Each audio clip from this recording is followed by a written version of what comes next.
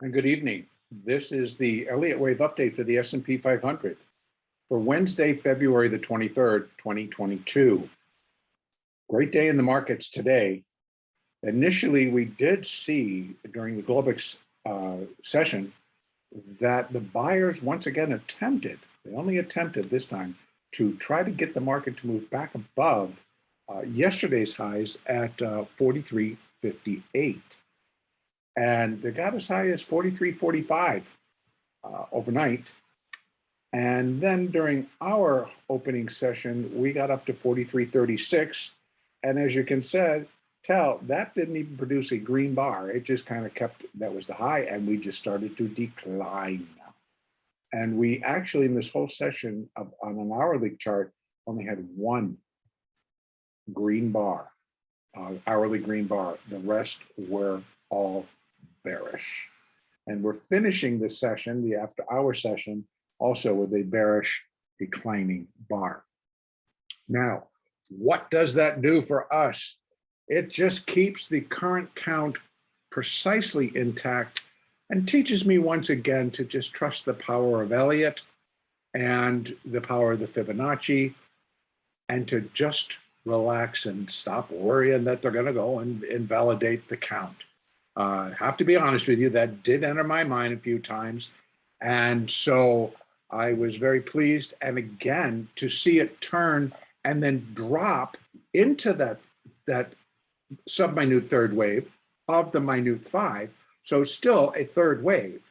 And as I was discussing during last night's update, when we drop into those third waves, I don't care what the degree is, they're going to be quick. They're going to accelerate in the direction of the trend, which at this time is down, and will start breaking support. They'll start breaking through the moving averages. And that's exactly what happened. And it didn't take very long once we got going by the second half hour. So in other words, the first hour we dropped down below, and then the second hour we were already breaking. Within that first hour, we broke the 50. We broke the 8, we broke the 20, we broke the 4, and then they just kept angling down all the way, with the 4 basically guiding the trades lower. So where are we then? Again, we are counting a minor third wave down. That minor third wave will consist of, let me see if I can open this up, and so we can take a peek at it, will consist of 5 waves of minute degree. So there was minor 2, so we're in that minor 3, and we're looking for, again, 5 waves of minute degree. Thus far, we have minute 1, 2, 3, 4, and we're in that minute 5th wave. And it is unfolding beautifully. So within this minute 5th wave, it appears that we're just completing the 3rd wave. So if I open this up a little bit, we can see some of the internals here. And even if I say 1, 2, and even if this is 3, 4, and they have 1, 2, 3, 4, 5. So I will likely wait until tomorrow, but that's most likely where I'm going to put the sub-minute 3rd wave completion point here. So what's left within this minute 5th wave? Well, we have a 4th wave bounce, which would expect to bring us back up to here, maybe a little higher. But from where we are up to 42.42, pretty decent little rally. Again, this is not of the size that we'd be looking for something bigger, i.e. here, we got a bigger 4th wave. This is a much smaller degree, 1 degree smaller as a matter of fact. And we'd be looking for it to only likely to get up to here, to be followed by a subminute 5th wave down. And that then will complete the minute 5th wave and then complete the minor 3rd wave. So what are we looking for once all this takes place? And first, let's just review where our support levels are. Since this did come down and it did break below, come on, give me a little bit more, 42.17, which was a decent area that I thought would control and complete this third wave that we're in. And it looks like it might just exceed it a little bit. So what we have underneath there is we get a fourth wave, and then we're going to be looking at 4185, 4165, and that will be just to complete this minute fifth wave and that minor third wave. And I know we have all this down here, but that's taking it up an additional level that we would be looking for on the intermediate degree. The intermediate degree third wave that we're counting out. I'm going to go up to that 4-hour chart so we can see that, where we have intermediate 1, intermediate 2, intermediate 3. First has got to come down and break 4117. That's the low of intermediate wave 1. Intermediate wave 3, we're just finishing the third. We'll get up there in a little bit of a fifth, and this fifth wave may come down and break that 4212. We got a little close here. So once we do, we're in the clear.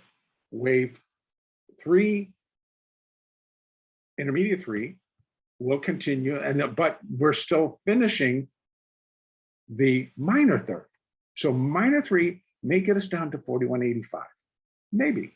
Then we get a little bit of a minor fourth rally. We get a minor 5 coming down, and that's the one, or I really would looking for down into this area to finish the minor third, and then go back up in a minor fourth wave and come back down in a minor fifth wave with the intermediate third wave, then completing down here at 3990, possibly lower,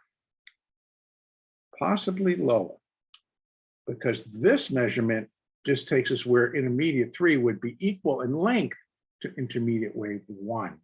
So that's kind of almost a minimum. And then the reality tells me that these zones come into play. So ultimately, we could see that intermediate third wave bring us down to 3621. Now, again, each day, folks, what I'm presenting is a technical picture, a technical look at the S&P. I've decided that I probably should not be bringing in any possible causes of this, because again, when we study Elliott and when we use Elliott, it is just indicating that the market, when we got up here, because of all of the degrees that we finished, the market was due for a major correction. Now, most people want to start to hunt around and try to find a reason. Well, at the time, and they still exist, there are a multitude of reasons. So rather than to hang our hat on one or the other, they're all going to contribute. What is more important is to realize, what does the Elliott then tell us of the possibilities? Where can these things range down? Now, I don't want to postulate or even estimate what could bring the S&P down to that 3621 level. I would think a lot of things, because in all honesty, that's 600 points from where we are. So 600 S&P points. So that's a pretty big drop. But in the third wave, longest and the strongest, carries the most power, carries the most characteristic to just dive through resistance or if it's going up, and to dive through support if it's going down. So minimum here, minimum there, further, most common here. So for tomorrow, but back down to that hourly chart, it does look like we're completing this sub-minute third wave. We should get a fourth wave bounce. And again, 42.34, maybe it's going to be held. Maybe back up. I guess we almost could say that it could not come back above 42.61 or 63. That seems to be where I would be putting minute 1. So, but it can get up into this area, I can do a decent little 3-wave hike up and then put another low in as we finish this subminute third wave. If this completed the actual third, then we're going to subminute 4, subminute 5. And so either way, I think we get a little bounce, we come back down, we end up here to complete this subminute third wave, get another, and then the 4 and the 5 bring us down into here, and that then completes minute 5, minor 3. Then we get a little bit of a nicer, bigger bounce, very tradable bounce. This was minor 2. We'd be looking for minor 4. Now, the rule of alternation will tell us that it's likely going to be flat. So it's just going to kind of burn up more time than it is actual price. But still, it should be decent. And once we have the low of minor 3, we'll put in Fibonacci. We can put retracements on so we can then begin to look at where we can expect the market to go and trade within. So tomorrow, again, still additional downside, got a little bit, but this time I will say that it should be shallow. The pullback should be shallow and hold below 42.61, and then get an additional decline, another rally, and one more decline down, and then we're done with the minor 3. So continue to trade smart, moving averages, even on the near term or the short term time frame charts. They work beautifully. They help. They keep us in line. They help where entries will be. And as one breaks, we can get a gauge onto where the market is likely going to start heading for. We have our support levels, which are Fibonacci. They have held, they have worked, they've held intact for what we have been using them for. So overall, we're in pretty good shape. So I am going to basically leave it there, but you know what I'm going to do before I go? I am going to get rid of this one.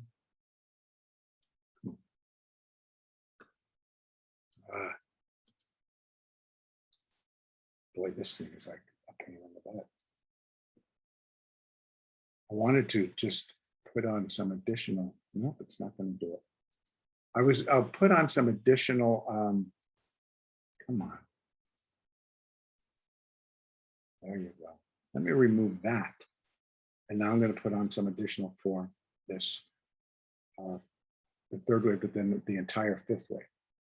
So right here, we're going to put some, and then I'll be all done. So thank you for hanging out.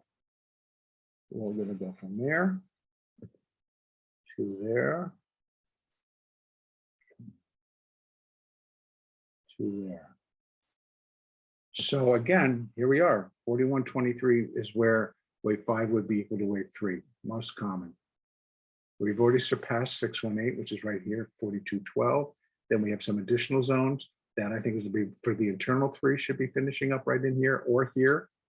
Then we get a 4 and a 5, and that 5 could bring us all the way down to there. All right, I'm leaving it right there. Our next update will be on Thursday, the 24th.